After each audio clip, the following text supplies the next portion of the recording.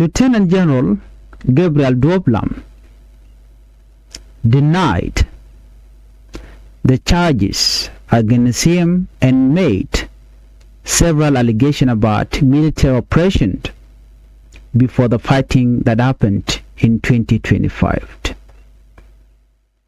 Today we have two major stories from South Sudan. The first stories come from the ongoing Nasir incident trial, where Lieutenant General Gabriel Duop continued presenting his defense before the special court. Second, we'll talk about South Sudan planned election.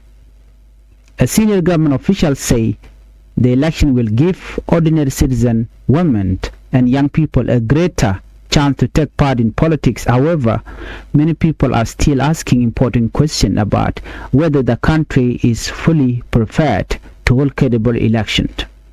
Before we proceed, if you are new to Changfied YouTube channel, I would like you to the channel by subscribing, turn on the notification bell so whenever we upload a new video, you can be notified.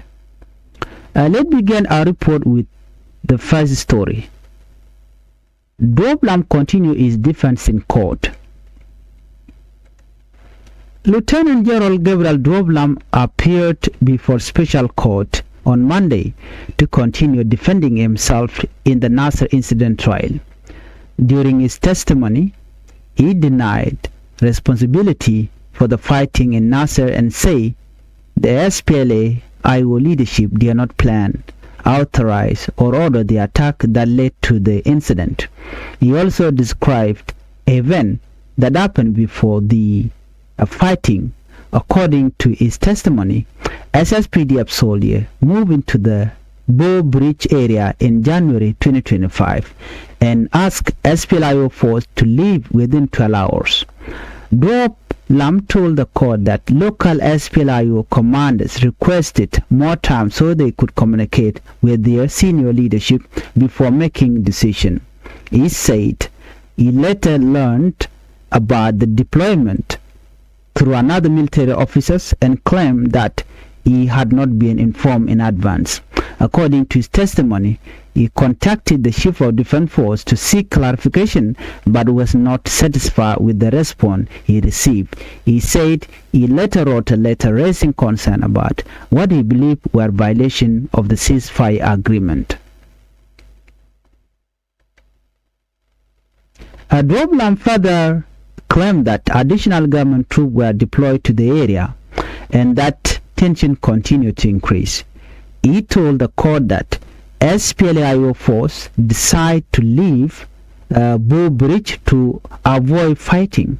However, he alleged that clashes broke out the following day after the force moved to another location. According to his testimony, the fighting lasted for about 1 week and both sides suffered casualties and lost military equipment. He also claimed that the fighting later spread along the Yambio-Wau road before UNIMIS and citizens became involved to help reduce tension and reopen the road. These statements were made as part of Duop's defense in court.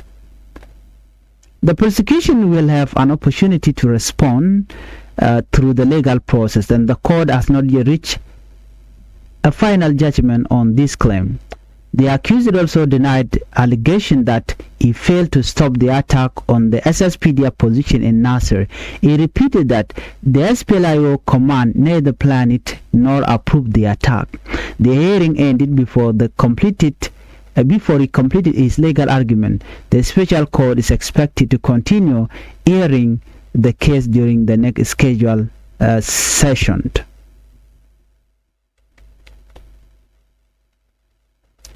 Let's move on to our second top story. Deputy governors say election can expand political participation. In another important development, Central Equatorial State Deputy Governor Paulino Duop said South Sudan electoral process could create more opportunities for ordinary citizens to participate in politics. Speaking during the launch of a civic education and voter registration awareness campaign in Juba, he say political participation has for many years been limited to a small group of influential people. According to him, election can allow women, young people and local communities to play a bigger role in choosing leaders. He also said that competitive election can help voters understand the different political parties and compare their policies before making a choice. Lukudu believed that the process can strengthen democracy and help citizens elect leaders who represent their interests. Although government officials continue preparing for election, many South Sudanese are still asking important questions. One of the biggest concerns is whether all necessary conditions for free, fair, and peaceful election have been fully achieved. Many citizens point to implementation of the peace agreement. Some ask whether the required security arrangement been fully achieved or not. Many citizens point to the implementation of the peace agreement. Others question whether a permanent constitution should be completed before national elections are held. There are also concerns about political participation. Some members of the public ask whether all major political leaders and parties will be able to participate freely in the electoral process. Questions have also raised about the situation involving first Vice President Dr. Riek Machar, who remains an important leader of SPLM, SPLAIO. Some citizens wonder how his political situation could affect the implementation of the peace agreement and the planned election. Well, these questions continue to be discussed by political leaders, civil society organizations, regional partners and members of the international community. Different groups have expressed different opinions, and the future direction will depend on decisions made by South Sudan's institutions and stakeholders. In conclusion, the coming month or the coming week may be important for South Sudan. The Nasir court case is continuing, and the judge will hear more evidence before reaching any decision.